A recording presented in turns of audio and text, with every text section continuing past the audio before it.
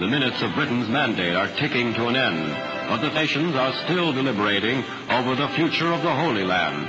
Palestine in 1947 had reached its boiling point. 30 years had passed since the Balfour Declaration announced Britain's support for a national home for the Jewish people. Hundreds of thousands of Jewish refugees, survivors of the horrors of the Shoah, were trying to make their way to Palestine, but Britain had shut the gates to immigration. The Jewish underground movements increased military actions to force the British out. The British were fed up, and they had passed on the problem of the partition of Palestine to a United Nations Committee in UNSCOP, who were deliberating. Nobody really believed in our day the UN was a place where you deliberated and deliberated. They never did anything. They talked a lot. The United Nations Committee recommended an end to the British mandate and the partition of Palestine into two states, an Arab state and a Jewish state, and scheduled a vote in the UN General Assembly at Lake Success, New York. A two-thirds majority was required to pass the proposal. Despite the support of both the United States and the Soviet Union, many other countries needed to be convinced. You spoke to the Belgian, and you spoke to the Swede, and you spoke to the Brazilian, preaching, explaining why all the time. The refugees and the displaced people, they call them displaced person in Europe. There were a number of us working at the same time also on getting votes.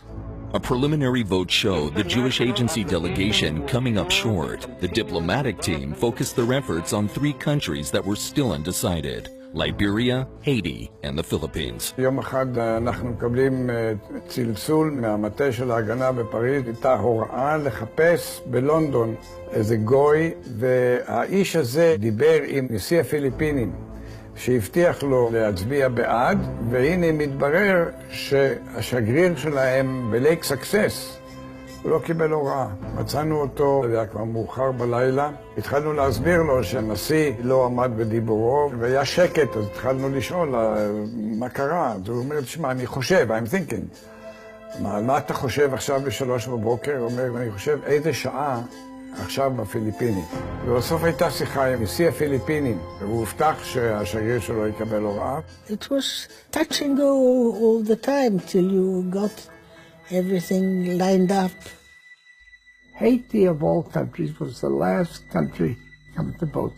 We sent down to Haiti a Protestant minister by the name of Sheldon, who was also believed that the Jews should have a homeland. They went down for 2 or 3 days, and on Wednesday before Thanksgiving, they came back and they said, Haiti will vote with us. Some people promised and voted against. Some people were pursued by us till the last minute and voted for. Diplomacy continued up until the vote itself was held. And there was a South American country, I don't want to tell you which, so our head of the Latin group, an Argentinian Jew who was in the Mishlah, he went to the men's room and he recognized the men's shoes under the door. And he knocked and he said, you promised to vote, they are voting now. I'm here to bring you to the voting. And he voted.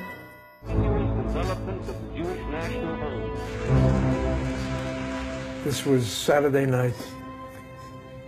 So somebody explained it can't be Friday night because En Mashiach Ba B'Shabbat.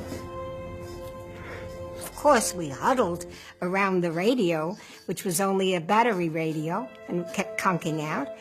כל השולחנות והספסלים אל מול הרדיו, אנחנו שוכבים על השולחנות, מתים מעייפות. היו יומיים בלי שינה, היה קרב באמצע. Jews throughout the world held their breath in anticipation.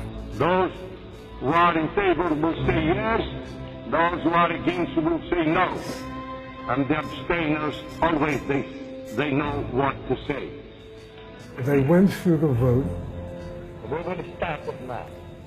Afghanistan. We were keeping score. No. on a radio in the office. ואני זוכר מאוד את הקולות של גואטמלה, yes, ארגנטינה, abstention, לבנון, no. Yugoslavia and Spain, United Kingdom and Spain. כשהגענו לאות פי, פיליפינים, אמרו כן, אז ידענו שאנחנו עשינו איזה, תרמנו משהו. United States, yes. בעד!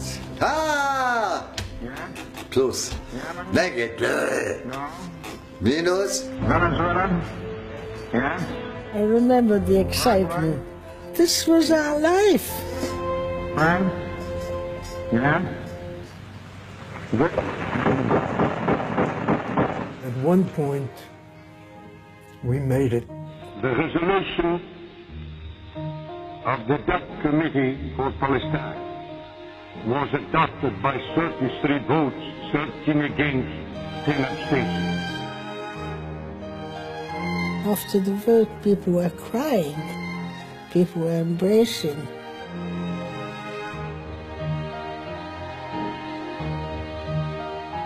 ואז יצאו כולם ויצאנו כולנו לרחבה המרכזית של העיר.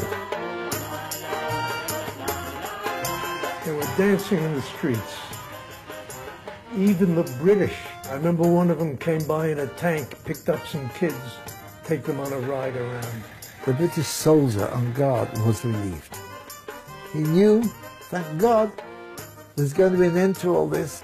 And we said, now let's go into town. So we got a lift on the back of a British armored carrier with a gun. But now we're all pals. We sat in the car, Charette, my husband, and myself, from Lake Success to Manhattan, and nobody said a word.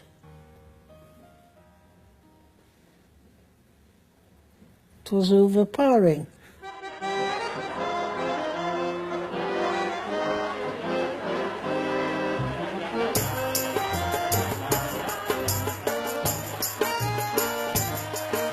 Everybody was streaming towards the Jewish agency.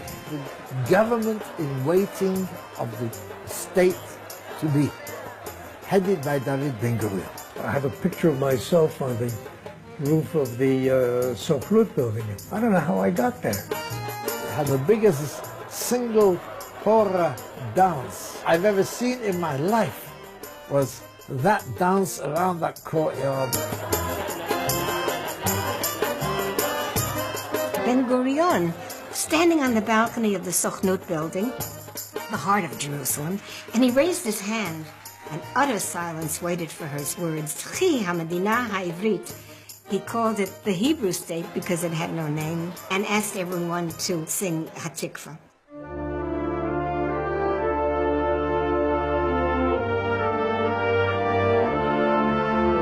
Whereas for these 20 centuries, we Jews were always the object of history.